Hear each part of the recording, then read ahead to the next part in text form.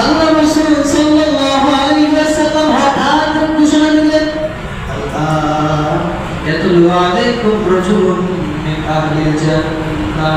ওয়া আমার সাহাবারা, এই মুহূর্তে এক্ষুনি তোমাদের মাঝে যে ব্যক্তিটা আগমন করবে সে জান্নাতি। বলেন সুবহানাল্লাহ। আচ্ছা, এই ঘোষণা যদি আমি দিই যে আজকে এই নুরুল হক মসজিদে বা বাগানবাড়ি মসজিদে এই মুহূর্তে যে লোকটা মসজিদে প্রবেশ করবে সেই ব্যক্তিতে জান্নাতি, বলেন তখন কি আপনাদের দৃষ্টি আমার দিকে থাকবে নাকি দরজার দিকে থাকবে? দরজার দিকে থাকবে। সাহাবাদের মধ্যে যারা ছিলেন তার মধ্যে উল্লেখযোগ্য হলেন আনাস ইবনে মালিক রাদিয়াল্লাহু তাআলা। এই মজলিসে বসাতেন আনাস ইবনে মালিক রাদিয়াল্লাহু তাআলা বলেন, আমরা জান্নাতি লোক তালাশ করতে গিয়ে দরজার দিকে তাকিয়ে রইলাম।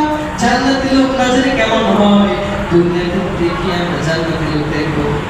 আনাস ইবনে মালিক রাদিয়াল্লাহু তাআলা বলেন, জান্নাতি লোক নজরে কেমন হয়? আমরা অপেক্ষায় দরজার দিকে তাকিয়ে রইলাম। ফাতালা আলাইনা রাজুলুন মিনাল আনসার, দেখলাম জীর্ণ শীর্ণ সাধারণ একটা লোক, তাকে ফুলিয়াতুহু মিন উসুলিহি ওয়া তাআল্লাকা আলাইহি বিয়াদিহি শিমাল, তার দাড়ি দিয়ে উজুর পানি টপ টপ টপ টপ করে পড়ছে। ওয়া তাআল্লাকা আলাইহি বিয়াদিহি শিমাল, তার বাম হাতের মধ্যে জোরে জোরে শোভাচ্ছে।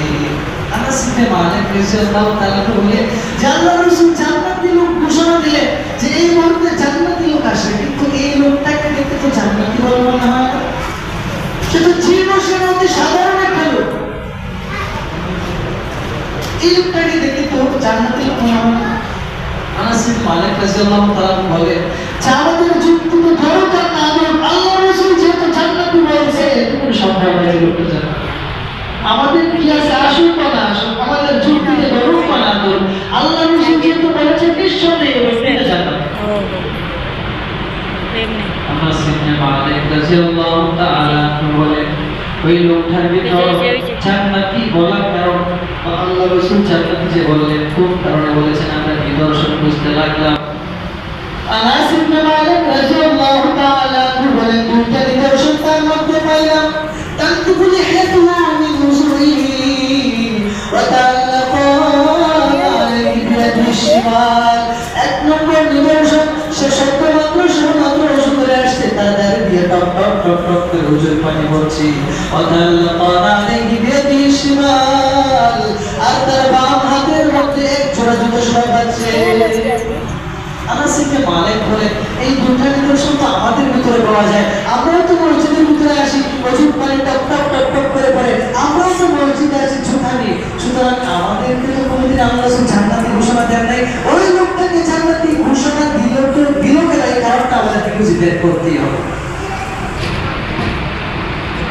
আনাস ইবনে মালিক রাদিয়াল্লাহু তাআলা এই লোকটার পিছনে দাঁড়াইলেন, দেখলেন এই লোকটা কিভাবে নামাজ পড়ে, কিভাবে রুকুতে যায়, কিভাবে সিজদায় যায়। আনাস ইবনে মালিক বলেন, আমরা যেভাবে রুকুতে যাই, আমরা যেভাবে সিজদায় যাই, আমরা সিজদার মধ্যে যতটুকু দেরি করি, যতটুকু বিলম্ব করি, ওই ব্যক্তিটা তো ততটুকু বিলম্ব করে। সুতরাং আমাদেরকে কেন আল্লাহ রাসূল জান্নাতি ঘোষণা দেন না? আমাদের যে আবদার থেকে এমনকি এই লোকটা ফরজ নামাজের পর নফল নামাজও করে না। আনাস ইবনে মালিক বলেন, আমরা তো প্রতিদিন নফল নামাজ পড়তেছি, জিকির আজকার করতেছি সর্বদাই, এই লোকটা তো অতিরিক্ত নামাজও করে না, নফল নামাজও করে না, তাহলে আল্লাহ রাসূল তারপর থেকে জান্নাতি ঘোষণা দিলেন। আনাস ইবনে মালিক রাদিয়াল্লাহু তাআলা শুধু মসজিদ নয়, মসজিদের বাইরে কিভাবে সে চলাফেরা করে তা বর্ণনা করতে লাগলেন। রাস্তা দিয়ে কিভাবে হাঁটা চলা করে, মানুষের সাথে কিভাবে কথা বলে, আনাস ইবনে মালিক রাদিয়াল্লাহু তাআলা দেখতে লাগলেন, আর কারণ বুঝতে লাগলেন কোন কারণে আল্লাহ রাসূল থেকে জান্নাতি বলল। আনাস ইবনে মালিক বলেন, আমরা রাস্তা দিয়ে যেভাবে হাঁটা চলা করি, এই আনসার গোত্রের সাধারণ লোকটা তো এইভাবে হাঁটা চলা করে, চলাফেরা করে, আমরা লোকদেরকে সালাম দেই, ওই লোকটাও সালাম দেয়, কিন্তু আমাদেরকে কেন আল্লাহ রাসূল জান্নাতি ঘোষণা দেন না? অবশেষে দ্বিতীয়